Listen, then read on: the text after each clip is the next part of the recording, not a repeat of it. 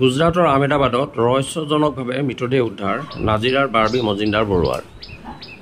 নাজিৰা নগৰৰ college road নিবাসী প্ৰয়াত মহানন্দ মজিন্দাৰ বৰুৱাৰ নাতি মৃণাল মজিন্দাৰ বৰুৱাৰ জ্যেষ্ঠ সন্তান একমাত্ৰ যি গুজৰাটৰ আহমেদাবাদত কৰ্মৰত বাৰ্বী মজিন্দাৰ বৰুৱাৰ মৃতদেহ ৰহস্যজনকভাৱে উদ্ধাৰ।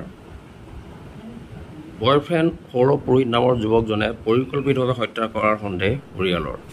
উল্লেখযোগ্য যে যোৱা নিশা প্ৰায় 12:35 মাকৰ লগত ফোনত বাৰ্তালাপ কৰি থকা বাৰ্বীৰ মৃতদেহ পুৱা ঘৰৰ চাদৰ তলত পৰি থকা অৱস্থাত ৰহস্যজনকভাৱে উদ্ধাৰ হৈছিল। ব্যুৰ ৰিপৰ্ট ফাটকা টিভি।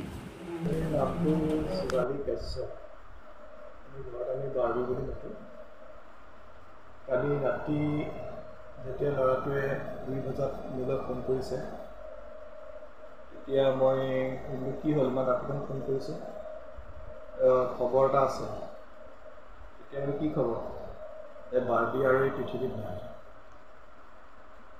এতিয়া মই ক'লোঁ, কি কথা কৈছে? বাৰ্বী নাই আৰু। সি কান্দি কান্দি চিঞৰি কৈছে, বাৰ্বী এই পৃথিৱীত নাই। কি হ'ল কচোন, ঘটনাটো ক। বোলে এনেকৈ হেৰিয়ে ফোন কৰিছে, এই সৌৰভে ফোন কৰিছে। সৌৰভ মানে শিৱালী কাশ্যপৰ লগত মানে